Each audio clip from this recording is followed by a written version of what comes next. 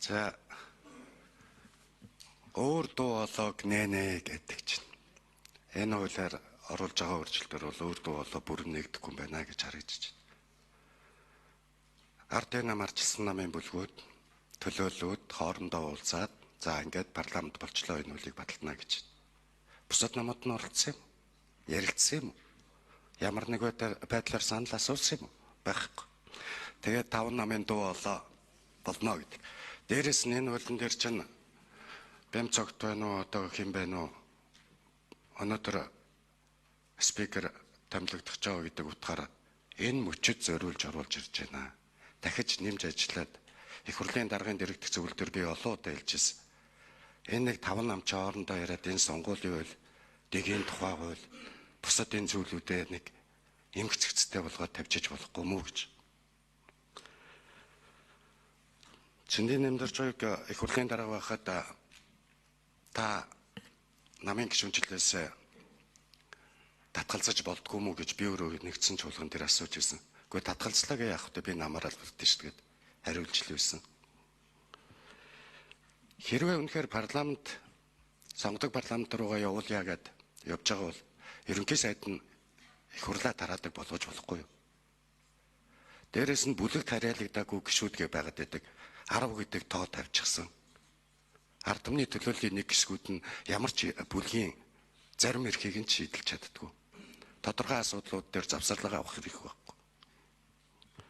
Тэгэд их хурлын дарга нь нам бус байх юм бол дэд дарга нараа бас нам бус болох юм.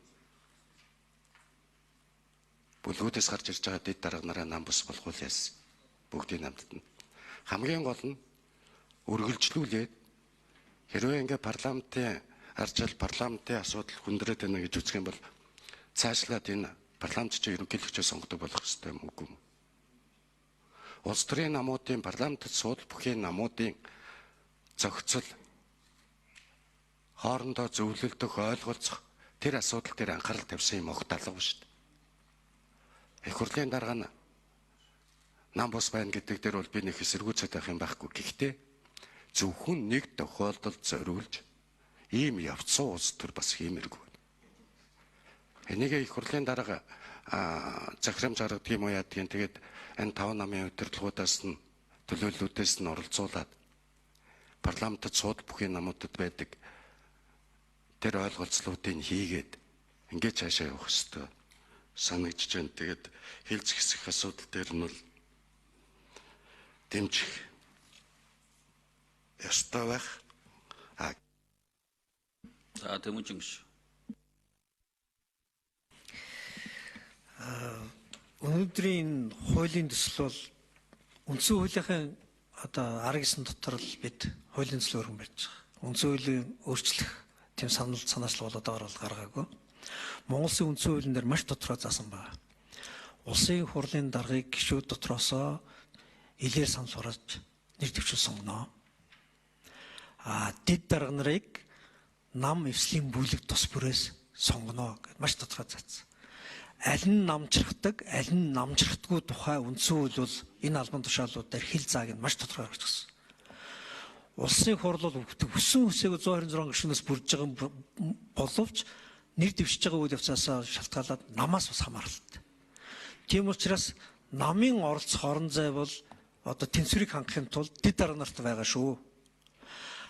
Улсын хурлын даргын хувьд бол энд нам оролцох шаардлага байхгүй шүү гэдэг агуулгатай үг үсэг маш тодорхой бичигдсэн байл.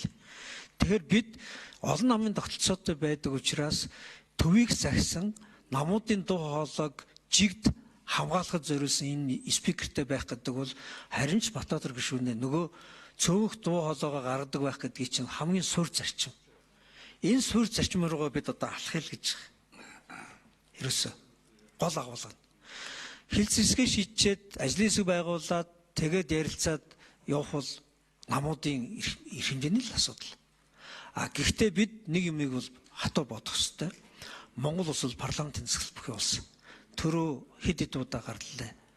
Парламентын засаглал бүхий улс орнуудад ингээд судалгаа хийхэд тэр улс орнуудын чинь бараг 80% нь шүү. Соёлоороо болон хуулиар нарийвчсан зохицуулсан байдлаараа парламентын спикерт ерөөсөө төвийг сахих төвийг сахих баталгаа нь сонгогдож гарсан намынхаа улс төрөөс ангид байх гэдэг энэ хоёр зарчмыг л барьж байгаа. Та бүхэн энэ 11-4 дээр байгаа өгүүлбэрийг би дахиад уншаад өгье. Улсын хурлын дарга нь намуудын улс төрөөс ангид бие даасан төвийг сахсан байр сууриас бүрэн эрхээ хэрэгжүүлнэ. Улсын хурлын дарга олон улсын парламентын холбоо хоорондын тохирцсон албан тушаалаас өөр ажил албан тушаал давхар эрхлийг хориглоно. Энэ бол бүр нийтлэг зарчим юм бэл. Парламентуудын. Бид энэ алт зарчмыг парламентынхаа хууль тогтоомжид хийж аваад спикерээ энэ төвшөнд авчивал энэ бол түүх болно. Дараагийн 30 жил энэ үеийн парламент сонирхлын зөрчилгүй, намчрахаагүй улс төрийн одоо хязгаарлагдмал явцсан ашиг сонирхолд хөдлөгддөггүй парламентын спикертэй болсныхоо үр дүнд цөөх олонхон жиг дуу хоолойтой байдаг, мэтгэлцдэг, бодлогоо ярьж. За Батбаатар гишүүн 1 минут. Энэ хуулийн төсөл дээр бичигдсэн зүйлээс нь биш, бичигдээгүй эсвүүдээс нь илүү асуусан шүү дээ. За яг хоо төслийнхаа хүрээнд хариулна гэдээ хариулаа явуулж болно болно. Шаардлагагүй өөр юм ярихгүй гэд. Гэхдээ нэг асуудал. Ер нь энэ ажлын хэсэг нь байгуулагдахад хэрвээ ажлын хэсгийг хэн байгуулдаг вүлээ? Их хурлын дарга. За яг хоо оруулал ажлын хэсэгт нь орё. Тэгэд ерөнхий сайд парламент тараадаг заалтыг энэ хуулинд дээр чинь нэмнэ. Санал оруулнаа. Гэхдээ харин тэгээд цаашаа явна л. Үгүй. Тэгээд хэдүүлээ үнэхээр парламентын арчлыг парламентын асуудлыг шийдье гэдэг байгаа бол хүссэн үсэг үндсэн хууль руугаа орно шүү дээ.